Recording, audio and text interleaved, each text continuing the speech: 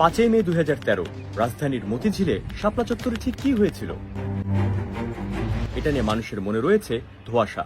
আজকে সেই ধোঁয়াশাটাই দূর করব, কারণ আজকের ভিডিওতে জানবো কেন হেফাজতে ইসলাম সেদিন শাপলা চত্বরে এসেছিল, শাপলা চত্বর ট্র্যাজেডি বা অপারেশন ফ্লাশ আউট আসলে কি ছিল, কিভাবে সে অপারেশন পরিচালনা করা হয়েছিল, 5 মে গণহত্যায় শহীদের সংখ্যা কত এবং তৎকালীন সরকার কিভাবে সে মানুষের লাশগুলো গুম করে দিয়েছিল। আসেন জানি বিস্তারিত।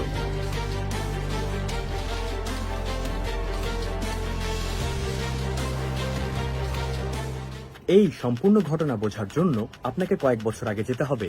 2009 সালে নির্বাচনে জয়লাভ করে আওয়ামী লীগ সরকার 1971 সালের যুদ্ধাপরাধীদের বিচার কাজ শুরু করে এবং আন্তর্জাতিক ট্রাইব্যুনালে চলতে থাকে বিচার। তৎকালীন জামায়াত ইসলামের সেক্রেটারি জেনারেল আব্দুল কাদের মোল্লা দোষী সাব্যস্ত হলে তাকে যাবজ্জীবন কারাদণ্ড দেওয়া হয়। এরপরেই শেখ হাসিনা এই যুদ্ধাপরাধীদের বিচার ও সাজা সংক্রান্ত বিষয়ে পশ্চিম ও প্রাচ্যের দেশগুলো থেকে বিভিন্নভাবে প্রশ্নের সম্মুখীন হতে শুরু করে। তার এই যুদ্ধাপরাধীদের বিচার যে ব্যক্তিগত কোনো রাজনৈতিক প্রতিহিংসা নয়, বরং এটা সারা দেশের মানুষের দাবি, এটা সারা বিশ্বকে বোঝানোর জন্য তৈরি করা হয় গণজাগরণ মঞ্চ। আর এই সম্পূর্ণ ঘটনা শুরু হয়েছিল 5 ফেব্রুয়ারি 2013 সালের সেই শাহবাগ চত্বর থেকেই, যেখান থেকে ছাত্ররা যাবজ্জীবন নয় বরং ফাঁসির দাবিতে আন্দোলন শুরু করে। শুধু কাদের মোল্লা না, সে সময় বিচারাধীন থাকা গোলাম আজম, মতিউর রহমান নিজামী, সালাউদ্দিন কাদের চৌধুরী, মৌলানা দেলাওয়ার হোসেন সাইদি সহ বাকি অভিযুক্তদেরও ফাঁসির দাবি উঠে সেই মঞ্চে। আপনার জানার কথা, সাধারণত কোথাও আন্দোলন বা গণজমায়েত হলে সরকার সবসময় আইন শৃঙ্খলা বাহিনী পাঠায় সেটাকে নিয়ন্ত্রণে আনার জন্য, যেন সাধারণ জনগণের জীবন সর্বদা গতিময় থাকে। কিন্তু একটু ভেবে দেখুন তো, শাহবাগের মতো এত গুরুত্বপূর্ণ একটা জায়গা, যার এক পাশে পিজি বারডেমের মতো হসপিটাল, আর এক পাশে সরকারি ভবন ও আদালতের কার্যালয় সমূহ, আর অন্য পাশে ঢাকা বিশ্ববিদ্যালয়ের মতো এত গুরুত্বপূর্ণ একটা জায়গা আছে, সেখানে কি করে শাহবাগীরা দিনের পর দিন রাস্তা বন্ধ করে আন্দোলন করতে পারে?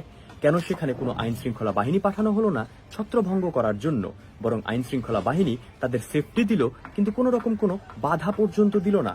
যা মনে নিঃসন্দেহে প্রশ্ন তুলে, তার মানে কি তৎকালীন সরকারি ফান্ড দিয়েই এই গণজাগরণ মঞ্চ তৈরি করা হয়েছিল এবং পরিচালিত হচ্ছিল? যাই হোক, দিন দিন এই আন্দোলন জোরদার হতে থাকে। অভিনয় শিল্পী, সঙ্গীত শিল্পী, খেলোয়াড় সহ সর্বস্তরের মানুষ যুক্ত হতে থাকে এই আন্দোলনে। কিন্তু এই গণজাগরণ মঞ্চ থেকেই বিভিন্ন ইসলাম বিরোধী বক্তব্য আসতে থাকে এবং অভিযোগও উঠে অনেক ইসলাম বিদ্বেষী ব্লগাররাও যুক্ত রয়েছে এই আন্দোলনে। আর খেলাটা শুরু হয় ঠিক এখান থেকেই। একটা ব্লগে লেখা হয়েছিল মোহাম্মদ লুচ্চামির জন্য খাদিজার কাছে মায়ের খাইতো নিয়মিত, আরেকটাতে লেখা হয়েছিল আয়শা বিবির মেজাজ বিলা, মোহাম্মদ তারে রাইখা তারি বাপের পয়সায় এক বান্দির লগে 3 ঘন্টা এক সরাইখানায় কাটাই আইছে, তাও রাতের অন্ধকারে না, একেবারে দিনের বেলায়। এছাড়া মোহাম্মদ সাল্লাল্লাহু আলাইহি সাল্লামকে মোহাম্মদ নামে বিভিন্ন জায়গায় বিদ্রূপ করতে শুরু করেছিল সেই সকল ব্লগাররা। কিন্তু এমনও নাকি একটা স্লোগান দেওয়া হয় যে আজকের শাহবাগে যদি মোহাম্মদের আল্লাহ আসে, তাহলে মোহাম্মদের আল্লাহকেও ফাঁসি দিয়ে দেব। ইসলাম বিদ্বেষী এসব বক্তব্য ও ব্লগারদের সম্পৃক্ততার বিরুদ্ধেই তখন গড়ে ওঠে একটি অরাজনৈতিক ইসলামী দল, যার নাম হেফাজতে ইসলাম। জি, ঠিকই শুনছেন, হেফাজতে ইসলাম এর আগে কখনো এক্সিস্টই করতো না, যার ফলে এখন নিশ্চয়ই বুঝতে পারছেন কেন হেফাজতে ইসলাম নামক ব্যানারের অধীনে এই আন্দোলনটা করা হয়েছিল। ইসলাম ও রাসূল সাল্লাল্লাহু আলাইহি সাল্লামকে কটূক্তি করা ব্লগারদের ফাঁসি সহ 13 দফা দাবি জানায় দলটি। আর এই দাবি আদায়ের উদ্দেশ্যে 2013 সালের 5 ও 6 মেতে রাজধানীর মতিঝিলে সমাবেশের ডাক দেয় হেফাজতে ইসলাম। 5 মে ফজরের নামাজের পরপরই ঢাকার মোট 6টি প্রবেশ পথ দখলে নেয় হেফাজতে ইসলামের ব্যানারে সারা বাংলাদেশ থেকে আসা কওমি মাদ্রাসার ছাত্র শিক্ষকরা। বেলা বাড়ার সাথে সাথে হেফাজতের নেতাকর্মীরা শাপলা চত্বরের দিকে আসতে শুরু করে। বিবিসির একটা প্রতিবেদন থেকে জানা যায়, শাপলা চত্বরে তারা সমাবেশ করার জন্য দফায় দফায় পুলিশের অনুমতি চেয়েছিল, কিন্তু পুলিশ শুধু মোনাজাত করে সমাবেশ শেষ করে দেওয়ার অনুমতি দিয়েছিল। কিন্তু নেতাকর্মীরা মিছিল নিয়ে আসতে থাকলে বঙ্গবন্ধু এভিনিউ, পল্টন, বাইতুল মোকাররমের গেটে আওয়ামী লীগ ও যুবলীগের কর্মীদের সাথে সংঘর্ষ হয় হেফাজত কর্মীদের। পরবর্তীতে পুলিশ অনুমতি দিলেও ততক্ষণে পরিস্থিতি একেবারে নিয়ন্ত্রণের বাইরে চলে যায়। দফায় দফায় আওয়ামী লীগ কর্মীরা আক্রমণ চালায় হেফাজত কর্মীদের উপর, আর এইদিকে বাইতুল মোকাররমের আশেপাশে ইসলামিক বইয়ের দোকানগুলোতে ধরিয়ে দেওয়া হয় আগুন। তৎকালীন আওয়ামী লীগের সাধারণ সম্পাদক, স্থানীয় সরকার মন্ত্রী সৈয়দ আশরাফুল ইসলাম দুপুরে একটি সংবাদ সম্মেলনে জানিয়েছিলেন, হেফাজতের নেতাকর্মীদের সন্ধ্যা পর্যন্ত আলটিমেটাম দিলাম। তিনি বলেছিলেন, সন্ধ্যার মধ্যে শান্তিপূর্ণভাবে মতিঝিল এলাকা ত্যাগ না করলে তাদের শায়েস্তা করা হবে। জবাবে হেফাজতের নেতারা এই আলটিমেটাম বয়কট করে শাপলা চত্বরে অবস্থানের সিদ্ধান্ত নেন। সরকারের পক্ষ থেকে সিদ্ধান্ত নেওয়া হয়েছে রাতের মধ্যেই শাপলা চত্বর থেকে হেফাজতের নেতাকর্মীদের সরিয়ে দেওয়া হবে। তাই পুলিশ ও র্যাবের কয়েক হাজার সদস্যদের নিয়ে আসা হয় সমাবেশের আশেপাশের স্থানে। বিবিসির প্রতিবেদনে বলা হয়, রাত ৩টার দিকে দৈনিক বাংলা মোড়, দিলকুশা এবং নটরডেম কলেজের সামনে থেকে শুরু হয় অভিযান। সে সময় অধিকাংশ নেতাকর্মী ঘুমিয়েছিলেন, কেউ জিকির ও নামাজরত ছিলেন। রাতে মতিঝিল ও শাপলা চত্বর এলাকার সড়কবাতি বন্ধ করে শুরু হয় ত্রিমুখী অভিযান। সরকারের আদেশে বৃষ্টির মতো গুলি ছুটতে থাকে আইন শৃঙ্খলা রক্ষাকারী বাহিনী। গুলির সাথে ছিল টিয়ার গ্যাস ও সাউন্ড গ্রেনেড। সে সময় দৈনিক যুগান্তরের ছাপানো একটি পত্রিকায় বলা হয়, ১.৫ লক্ষাধিক গোলাবারুদ ব্যবহার করা হয়েছিল সেই অপারেশনে।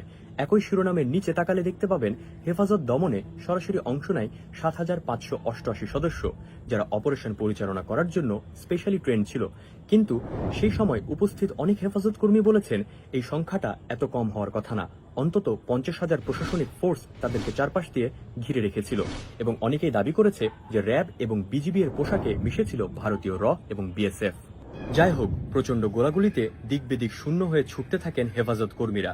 অভিযান শুরুর ১০ মিনিটের মধ্যে আইন শৃঙ্খলা বাহিনী পৌঁছে যান শাপলা চত্বরে। হেফাজত কর্মীরা আশেপাশের বিভিন্ন ভবনে আশ্রয় নেন, কিন্তু সেখান থেকেও তাদের বের করে নিয়ে আসা হয়। সারা রাত চলে এ অভিযান। মাত্র ৩০ মিনিটের অপারেশনে পুরো শাপলা চত্বর খালি করে ফেলা হয়, যার ফলে এখন নিশ্চয়ই বুঝতে পারছেন লীগ নেত্রী ৭ মিনিটে ঢাকা ক্লিয়ারের স্ট্যাটাস কেন দিয়েছিল। পরের দিন সকালবেলায় শাপলা চত্বর রূপ নেয় এক যুদ্ধ বিধ্বস্ত এলাকায়। সেই রাতে এই অভিযান নিয়ে সংবাদ প্রকাশের কারণে বন্ধ করে দেওয়া হয়েছিল দিগন্ত টিভি ও ইসলামিক টিভির সম্প্রচার। এছাড়া এমনও অভিযোগ উঠে যে পরের দিন আশেপাশের বিভিন্ন বাণিজ্যিক ভবনের সিসিটিভি ফুটেজও সরিয়ে ফেলা হয়। তৎকালীন প্রধানমন্ত্রী শেখ হাসিনা সংসদে দাঁড়িয়ে বলেছিলেন, হেফাজত কর্মীরা গায়ে লাল রং মেখে মৃত্যুর অভিনয় করছে। তৎকালীন পুলিশ কমিশনার বেনজির বলেছিল, সে রাতে কেউ মারা যায় নাই। তবে সেই রাতের ছবি নিয়ে আমার দেশ পত্রিকা রাজধানীতে নৃশংস গণহত্যা শিরোনামে নিউজ করেছিল। কিন্তু সেই রাতে আসলে কতজন নিহত হয়েছিল? ৫ মে এবং ৬ মে হতাহতের ঘটনা তদন্ত করার জন্য যে সরকারি কমিটি তৈরি করা হয়েছিল, তাদের মতে ওই ২ দিনের ঘটনায় মারা গিয়েছে ৩৯ জন মতো। অপরপক্ষে আল জাজিরার কাছে যে রিপোর্ট ছিল, সেটার উপর ভিত্তি করে আল জাজিরা বলেছে, বাংলাদেশ সরকার যে মৃতের সংখ্যা দেখিয়েছে সেটা ইনঅ্যাকিউরেট। আল জাজিরা এটাও দাবি করেছে যে পত্রিকাগুলো বিশ্লেষণ করে তারা দেখতে পায় ওই ২ দিনের ঘটনায় আনুমানিক ৫০ জনের মতো মারা গিয়েছে। বরং তাদের প্রকাশ করা একটি ভিডিওতে দেখানো হয়, এক বাক প্রতিবন্ধী লোক একাই ১৪টা লাশ দাফন করেছে। আবার এতদিন আওয়ামী লীগ সরকারের বিভিন্ন চাপের কারণে মানবাধিকার সংগঠন অধিকার তাদের তালিকাটি প্রকাশ করতে পারেনি, তবে তাদের তালিকাটিতে ৬১ জন নিহত হয়েছে বলে উল্লেখ করা হয়েছে।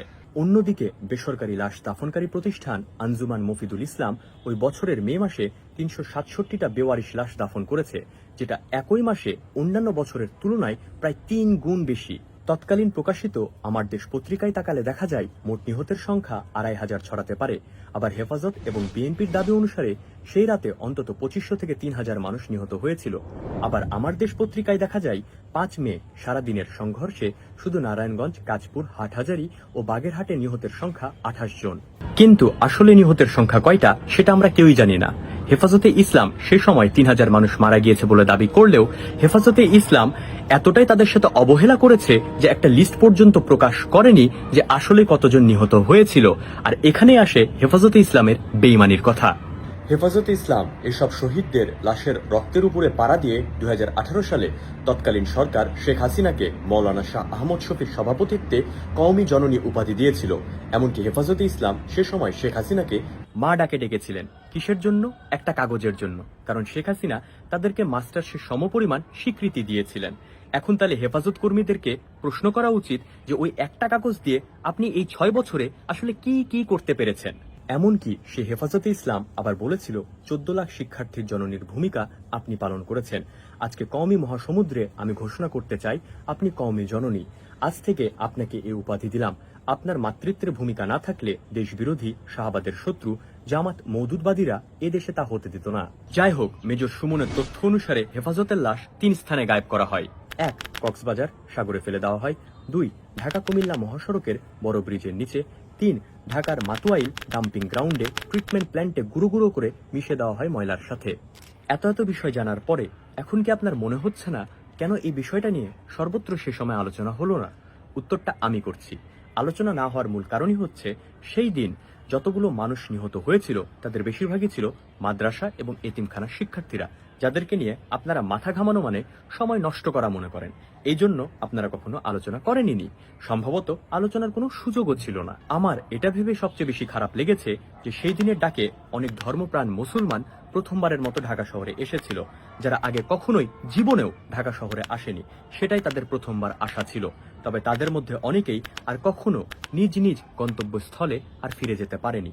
আপনাদের এতগুলো তথ্য দেওয়ার আমার মূল কারণই হচ্ছে, দয়া করে নতুন বাংলাদেশে এমনটা আর কখনো করেন না। নিজেদের মধ্যে ভ্রাতৃত্ববোধ করে তুলুন, স্বদেশপ্রেমী হয়ে উঠুন, একে অপরকে ভালোবাসুন, পড়াশোনা করুন, শিক্ষিত হন, শিক্ষার মর্ম বুঝুন, মানুষকে ভালোবাসুন, আর দয়া করে সব রকমের ধান্দাবাজি বাদ দিন। মনে রাখবেন, বুদ্ধির থেকে মায়া ও ভালোবাসা দিয়ে একটা প্রকৃত দেশ গঠন করা অনেক সহজ এবং কম সময় সাপেক্ষ।